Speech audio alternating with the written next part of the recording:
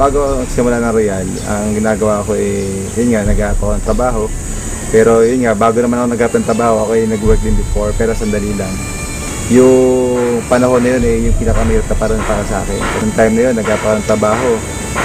Ang nakikita ko sin sweldo, magkano lang din naman Tapos kaya ako nagpo-consider ng ibang trabaho kahit hindi ko sa linya. Punta ako sa isang work, sa isang company, bawal po, sa isang building, susuyuri mo yan So pagka inabot yung resume, timing na may opening, interview nila kagad ako. Yung experience ko talaga dati na sabi ko, bakit gano'n? Totoo pala talaga na hindi porket nakatapos ka, maganda rin buhay. That time din, naisip ko bakit gano'n? Maganda naman tinapos ko, maganda yung eskwela ko, pero bakit that time walang trabaho? Pero tawanan lang Diyos, napagtrabaho naman din tayo kahit sandali, hanggang sa dumating yung Royal sa buhay.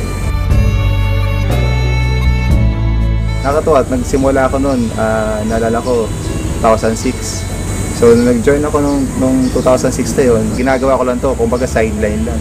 Pero nung doon ako, naintindihan ko, kahit sideline pala to, kailangan kong seryosohin. Hindi ko na-expect na pwede palang, dahil doon sa sipag ng isang tao dito sa negosyo na to, pwede ka pa talagang umasenso dito, yumaman. Maliban sa yumaman, kung ano may pangarap na gusto mo, gusto ng pamilya mo, gusto ng mga tao nasa paligid mo, pwede pala mangyari. Kumbaga, sabi ko, yung income ko dito talagang maganda. Pero hindi ko na-expect na pwede palang mas maganda pa doon sa gusto kong maganda. Noong time na sabi ko, nakikita ko na yung ganda ng negosyo, tuloy-tuloy lang ako. Naalala ko, pagka may mga awarding, palagi ako nandun, nanonood ko yung mga kumikita sa Royal. Natutuwa rin ako kasi meron sila mga award. Sabi ko, pwede rin kaya mangyari yun sa parang ordinaryong member kagaya ko, no? So, sa nakalipas na ilang taon ko na rin sa Royal, ako sa totoo lang, hindi ko naman in-expect na pwede pala maging number 1 Ang sa akin lang, dito ako sa Royal, gagawin ko to para sa pamilya ko. At dumating yung time, ito na pala, yung bunga ng trabaho, yung hirap, yung pagod, pwede ko pala mag number 1. Hanggang sa nitong mga nakalipas na ilang buwan, natawa ako kasi nung time na nabigyan ng yung Royal mismo, nagsimula na isang branch sa ibang bansa, nakita ko yung opportunity na pwede pa rin pala ako magsimula ng Royal kahit wala ako sa Pilipinas. Sabi ko, ito na siguro opportunity para madala ko yung negosyo ng Royal doon sa mga ibang kaibigan ko o kakilala ko sa ibang bansa. Naalala ko yung hirap namin dati kasi wala pa naman opisina yung Royal that time doon.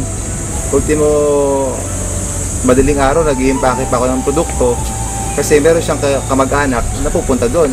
Pinadadala ko pa yung produkto doon. Awa ng Diyos, yung opisina po natin sa Royal, nagbukas na doon sa Dubai, sa UAE. Napakalaking bagay doon kasi yung mga tao, mga kaibigan ko na nagsimula ng Royal, na naniwala sa negosyo ng Royal, ngayon nandun na po sila. Yun yung hanap buhay nila, yun yung pagkakakitaan nila. Yun na po yung sinasabi nga natin na additional income sa kanila kahit nasa abroad sila. Kapasalamat po ko sa Diyos na dumating po yung oportunidad ng Royal. Dahil sa Royal, isa po sa naibigay po sa amin ng Royal is yung mga travel incentive. Ito po kung may nakapunta sa Europe, napunta kami sa Paris, sa Switzerland, sa Germany.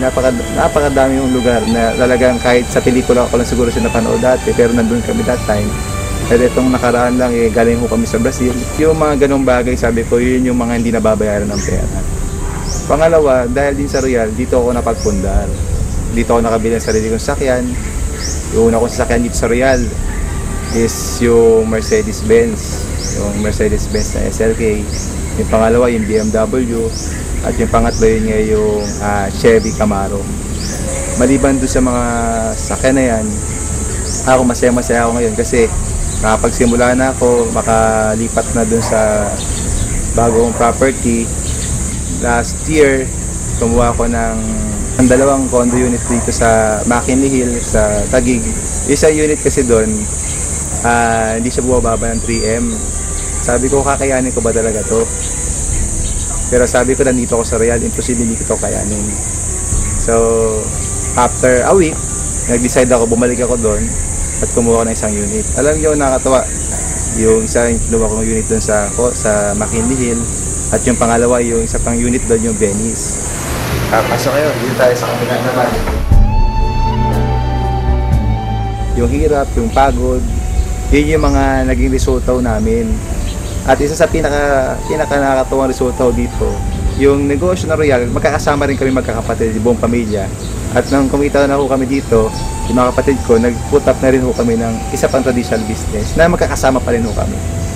Napagtayo kami ng isang restaurant, at the same time yung car wash, na ito, patatakbuhin po ng pamilya ho namin. Itong negosyo na to, ito ay bunga ng negosyo ng Royal. Nakatuwa, nakita ko na po yung bunga, yung 6 na taon na pinaghirapan po namin dito sa Royal.